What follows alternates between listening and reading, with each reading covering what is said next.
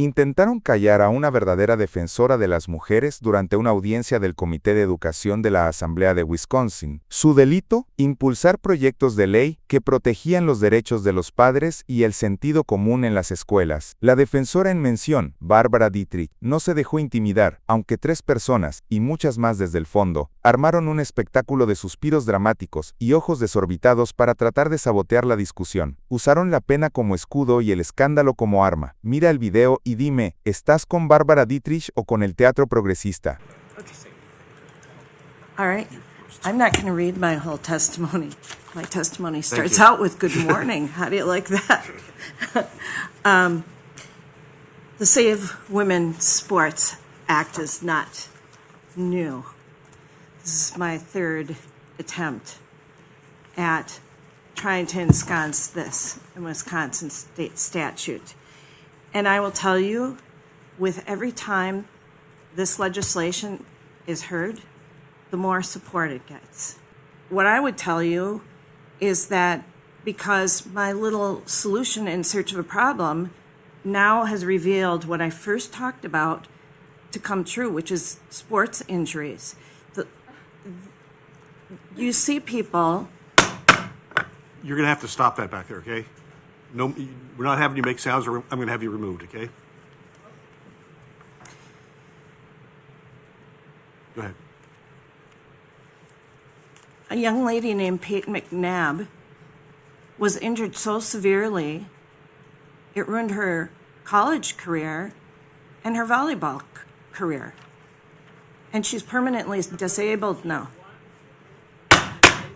Okay, can you get rid of him, please? If the clerk could please. They spoke once. They're not allowed to speak like this. Please remove.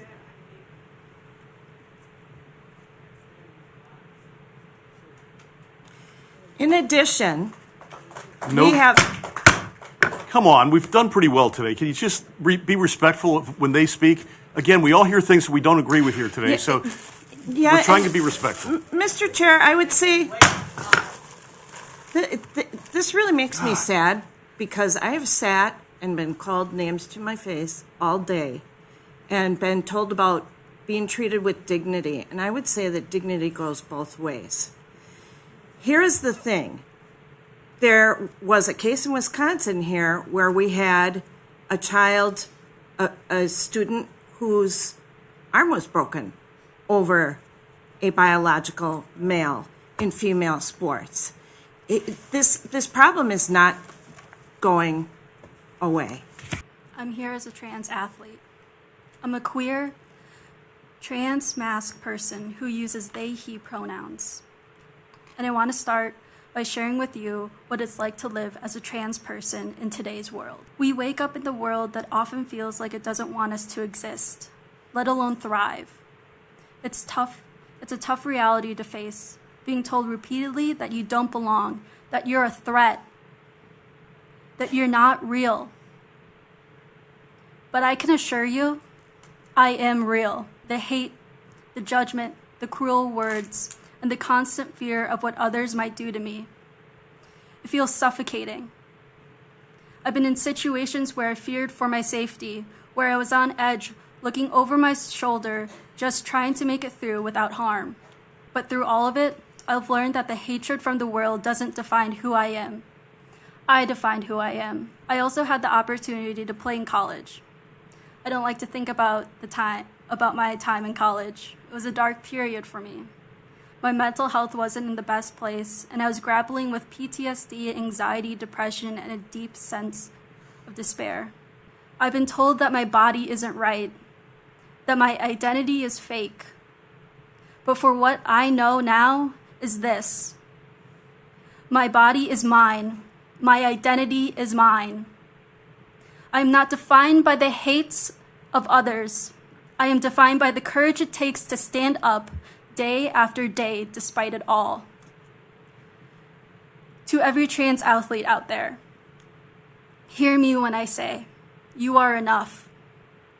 You are worthy of every win, every moment, every chance to be who you are.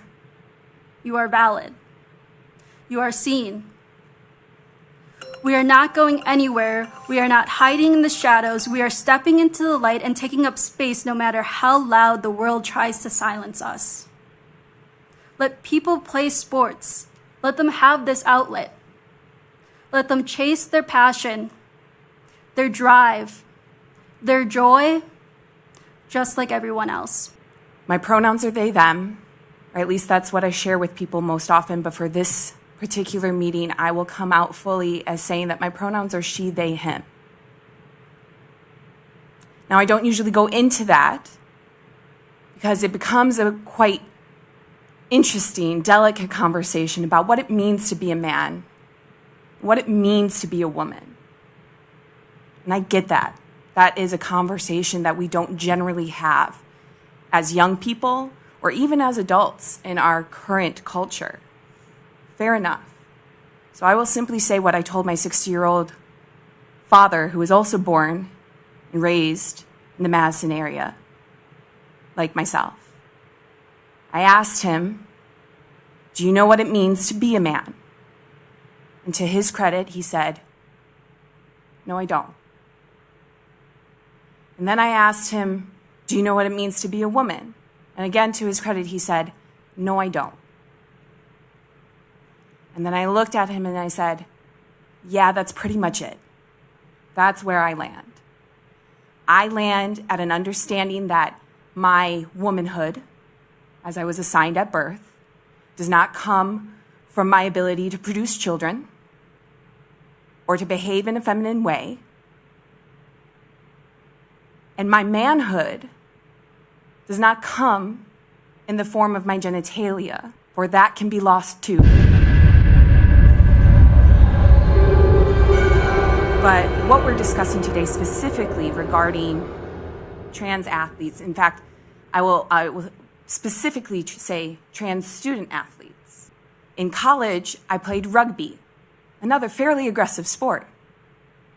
And I can only assume, because I know I cannot ask questions, but I can only assume you played basketball.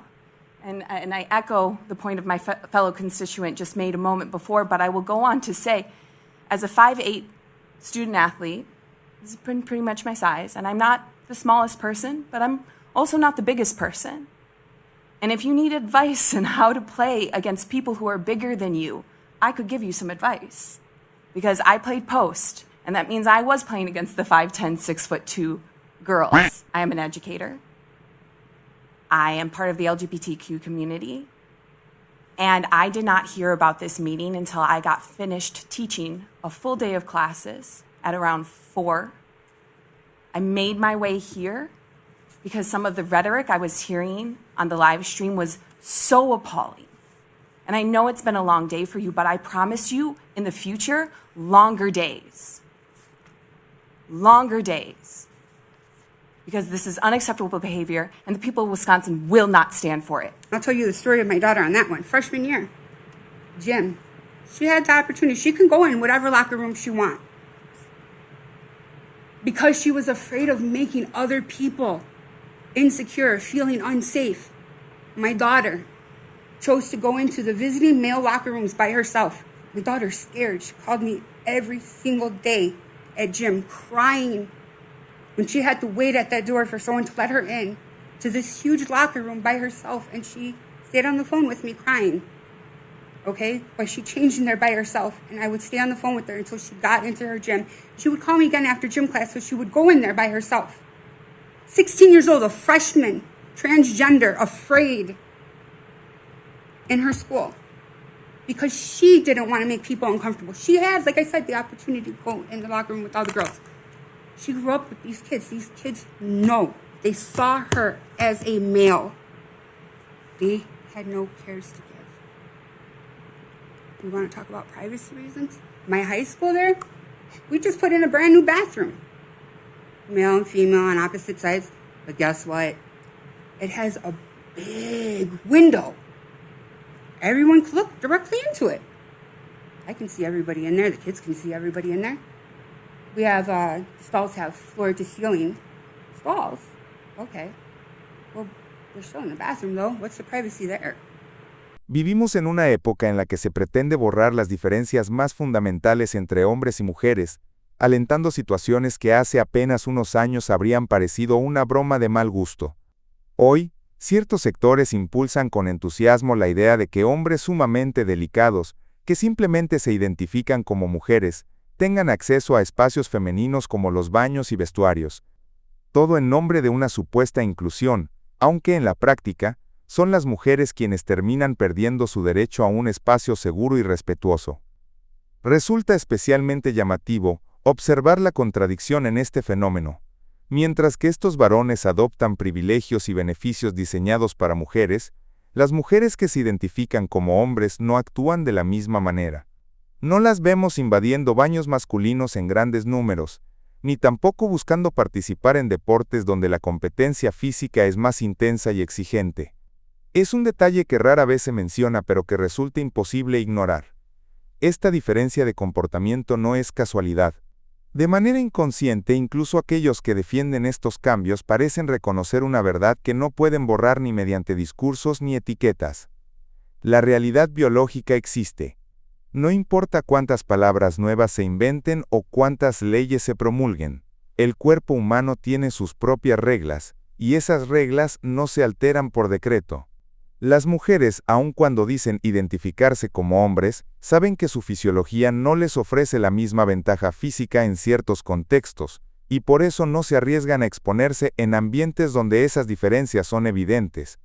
Es irónico y al mismo tiempo revelador. Mientras unos luchan desesperadamente por convencernos de que la biología es un simple constructo social, sus propias acciones los delatan. La naturaleza no necesita defenderse, simplemente está ahí, demostrando una y otra vez que la verdad no desaparece solo porque a algunos no les guste.